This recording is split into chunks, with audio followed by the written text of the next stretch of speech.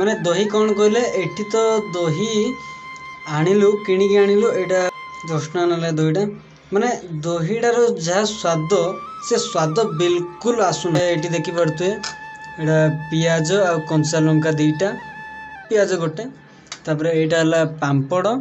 एबे संग माने मु मार्केट जाइली माने सेठी तो किछि खाई हेलानी सेति लेग पीस गोटे धरिकी आछि खाइबा। सांग मैंने पागटा एमती अच्छी जदि ए वर्षा टी होता ना बढ़िया लगी था। एत गरम बापरे माने 8टा बाजीगले टांकर पानी तो पूरा एत जोर से गरम हो गाधे भी होनी ठीक से।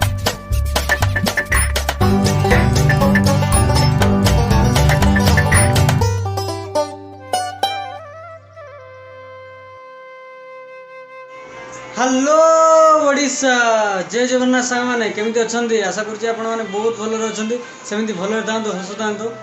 तो आज कौन हो माने सकाल सकाल पूरा क्लीन सेव हो कमेंट करी कहे केमती भल लगुच खराब लगुच कौन। आज हूँ पवित्र पखाल दिवस। पवित्र पखाल दिवस अवसर में आपण मानक हार्दिक हार्दिक शुभेच्छा और शुभकामना। ए पर्यंत पखाल खिया सरी तो आपण मानकर एबे जी आम पखाल खाइबा। गाँव रे जते बेले कि सखाळु सखाळु गोटे कृषक ता बिल को जाए काम करने तो कौन करे ना सखाळु सखाळु पखाल कंसाए खाई दिए। पखाल सांग को टिके पियाज कंचा लंका थिले पूरा काम चली जीवो। तो सखाळु सखाळु से पखाल आ दुटा पियाज नहीं पूरा पेट पूरा खाई फल नहीं ता चाष जमी को चले जाए। तापर कौन ना दिन सारा पुणी आसे केते बेले ना दिन 12टा 12:30 केवे केवे तो घंटे भी हो जाए सेते बेले आसे आसिक पुणी जाकि दीपर खाइबार होता है ता से खाई था। तो सांग माने पखाल दिवसर महत्व ना गाँव रे थिला बेले अत्यंत आनंदमय। माने सखाळु मो कथा मुझे सखाळु जी मैंने गाँव में 9टा बाजले टे पखाल कंसा पकईदे तापर कड़े बुलाबुली करके आसवा नहीं तो गाँव में सांग मान सहित खटी करवा जहाँ कि पुणी खरा बेलू जा खाइबा एमती अनेक गोटे मजा रही था। तो आज पखाल दिवस चलतु आम पखाल व्यवस्था करूँ अभी तो जाकि पखाल खाइबा। तो चलतु सीधा सड़क जा खाइबा।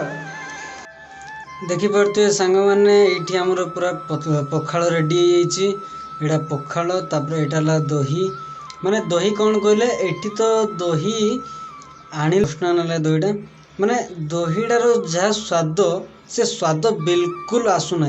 माने किछि 100% रु गोटे 10% भी ठीक रे आसुना। तो कौन करवा आज तो नहीं आसुँच ये देखी पारे एटा पियाज आ कंचा लंका दीटा पियाज गोटे तापर यहाँ हला पांपड़ आ ता सांग रहा फूलकोबी आलू भजा तापर देन सेटा रहा पानी ग्लास। एबे कौन करिया ना दहीटा को फास्ट भात रे पकेवा ये दही हो भावुची देखा जाऊ। तापर कौन करिया ना एटा साइज रे गोले दवा हेला। तापर आउ कौन करिया टिके दही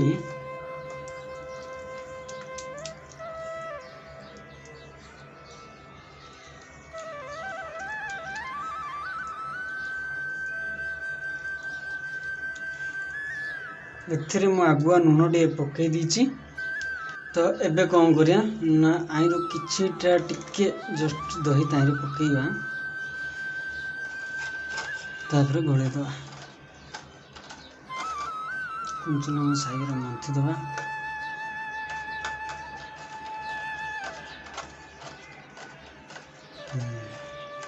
एबे खाइबा स्टार्ट करिवा।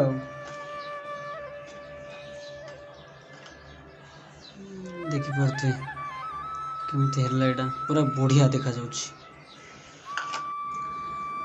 तो सांग माने चलत ए स्टार्ट करिवे हमर पखाल खिया। ओडिया घरर सबुठु मस्त खाइबा होछि पखाल। तो चलंतु स्टार्ट करिया आमी मध्य खाइबा। जय जगन्नाथ।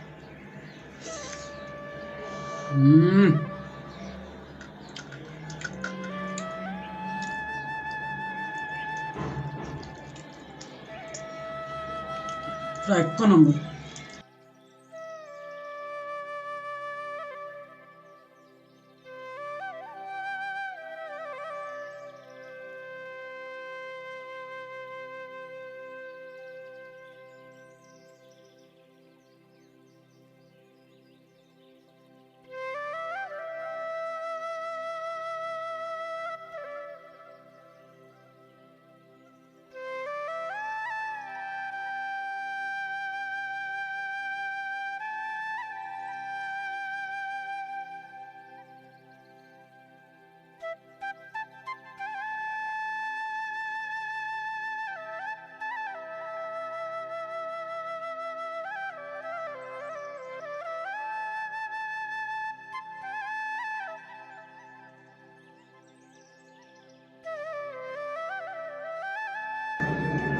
पखाल सांग को टिके प्याज आ किछिटा कंचा लंका एतिक टिके हेगला आ किछि भी दरकार नहीं। पूरा एक नंबर।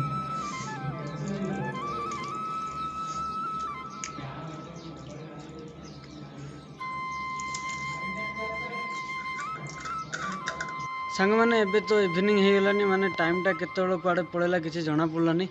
माने पखाल तो खाइथिले आपण माने केम जानिथिबे पखाल खाइला मात्र निद प्रबल माने खाइला पोरे पोरे जस्ट टिके जाइगिरी एमती गड़ीची शोइबी नहीं।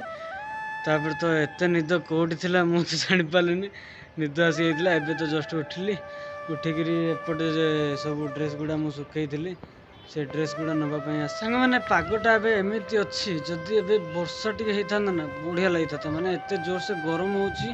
आज तो पाग पूरा मेघुआ अच्छी से भल लगुच ना एत गरम बाप रे माने 8टा बाजी गले टांकर पानी तो पूरा एत जोर से गरम हो गाधे भी होनी ठीक से जदि टी वर्षा होता तो बहुत बढ़िया होता।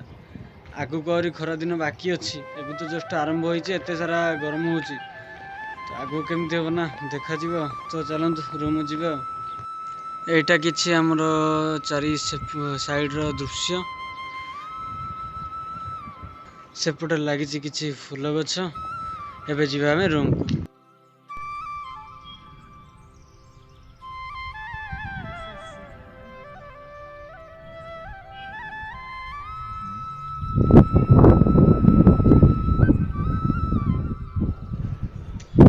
सांग माने देखु देखु तो संध्या हो गलानी संध्या पूरा राति हो गलानी। आम जो से दिन पहाड़ उपर जाइलु आज पुणी से पहाड़ उपर पलाइचु राति तो किसी वीडियो करगलानी। तो आज वीडियो टी ये एंड करवा।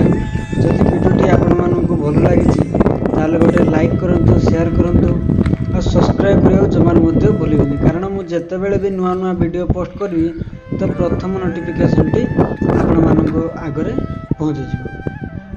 पुणी देखा हो नेक्स्ट वीडियो रे रोची संग माने जय जगन्नाथ। देखो संग माने राति रे केमिति लागुची पुणे टाइम।